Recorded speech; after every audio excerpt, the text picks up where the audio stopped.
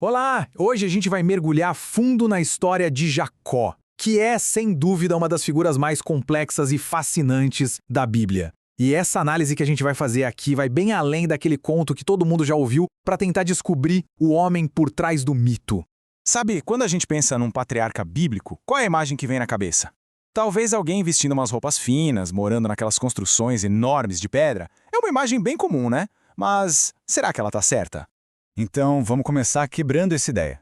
A realidade que a arqueologia mostra é bem diferente, na verdade. O palácio de Jacó era muito provavelmente uma tenda de pelo de cabra. Super prática, resistente, ideal para a vida de um seminômade que precisava estar sempre se movendo em busca de pasto para os seus rebanhos. E essa vida mais rústica já começa com um ato de pura astúcia. A primeira parte da jornada dele é toda marcada por uma barganha que acabou definindo não só o destino, mas o caráter dele. Olha, para a gente entender o Jacó, tem que começar pelo nome.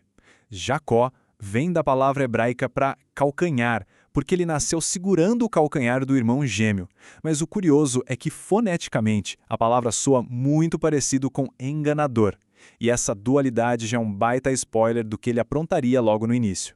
Todo mundo conhece a história daquele prato de lentilhas, né? Que o irmão dele, Esaú, trocou pelo direito de primogenitura. Parece só um ato impulsivo de um cara morrendo de fome, certo? Mas, na verdade, tinha muito mais em jogo ali. E é aqui que o negócio fica sério. Fontes como as tábuas de Nuzi e o Código de Hammurabi mostram que, naquela cultura, uma transação feita de boca e ainda por cima selada com uma refeição era um contrato. Um contrato legal, com validade e tudo. Ou seja, aquela tigela de lentilhas não era só comida. Foi o instrumento jurídico que passou oficialmente os direitos de Esaú para Jacó. Bom, depois de enganar o próprio pai para receber a bênção da primogenitura, Jacó tem que fugir da fúria do irmão. E é aí que começa a jornada dele como fugitivo. Uma jornada que vai transformar ele para sempre. E a escala dessa jornada é uma coisa de louco, pensa só. Jacó viajou mais ou menos 800 quilômetros, sozinho, de Berseba até Harã. É uma distância absurda, percorrida a pé, que exigia uma resistência física e mental que para a época era quase sobre-humana. E não foi um passeio no parque, não. Ele passou por territórios super perigosos, cheios de bandidos, de animais selvagens, e a única coisa que ele tinha era um cajado. A situação era de vulnerabilidade extrema. Quando ele finalmente chega, é recebido pelo tio, Labão. E aqui a gente vê um código social super rígido funcionando. A lei da hospitalidade mandava que um parente fosse recebido com um beijo, hospedado por um mês inteirinho, e só depois desse tempo todo de acolhimento é que se podia começar a falar de negócios ou trabalho. Só que tinha um detalhe. Labão era tão esperto quanto Jacó. Na noite de núpcias, ele se aproveitou dos costumes da festa, da bebida, do véu que cobria o rosto da noiva, e trocou as irmãs. Jacó, o cara que enganou o pai e o irmão, acorda casado com a mulher errada. O enganador foi enganado. Jacó passa 20 anos trabalhando em Harã. Ele consegue juntar uma fortuna e constrói a família dele. O problema é que essa família nasce da rivalidade, do favoritismo, e isso acaba preparando o terreno para uma grande tragédia. E aqui tem outro segredo que a arqueologia ajuda a desvendar. Quando Raquel, a esposa que Jacó amava, foge com ele da casa do pai, ela rouba os ídolos domésticos, os tais terafins. Isso não foi só um ato religioso de idolatria. Na Mesopotâmia daquela época, ter os terafins era como ter a escritura da propriedade. Foi uma jogada estratégica para garantir uma parte da herança de Labão. Anos mais tarde, já de volta a Canaã, Jacó comete um erro gravíssimo de favoritismo com o filho José.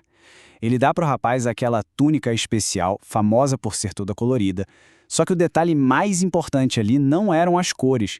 O verdadeiro significado estava no modelo da túnica. Uma roupa com mangas compridas era péssima para trabalhar no campo. Era uma veste de quem supervisiona, um símbolo de status. Com aquilo, Jacó estava basicamente gritando para todos os outros filhos que José era o escolhido para liderar.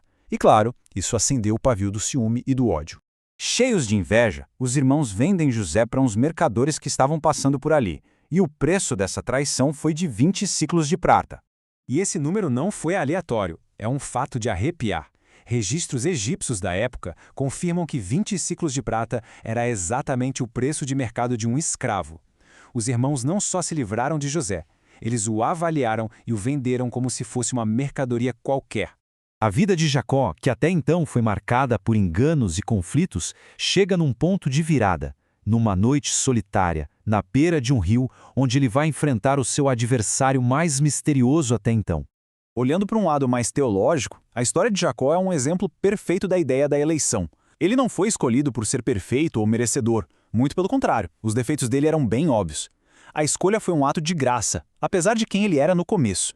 E essa transformação toda é selada num lugar chamado Peniel, onde ele luta a noite inteira com um ser divino. No final, ele sai de lá mancando, mas com uma identidade totalmente nova. O nome dele muda, de Jacó, o enganador, para Israel, que significa aquele que luta com Deus ou príncipe com Deus.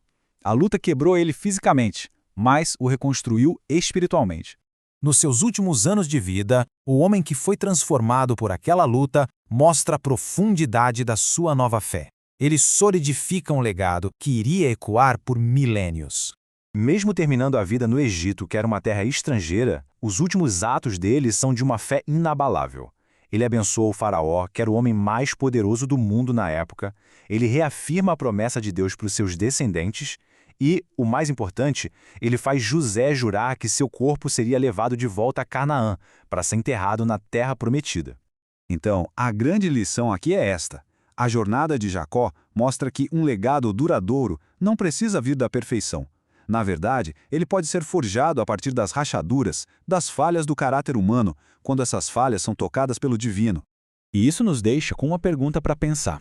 A história de Jacó sugere que talvez as nossas maiores fraquezas, aqueles pontos onde a gente mais luta, podem ser exatamente a matéria-prima usada para construir algo de valor eterno. O que isso diz sobre o potencial que pode estar escondido nas nossas próprias imperfeições?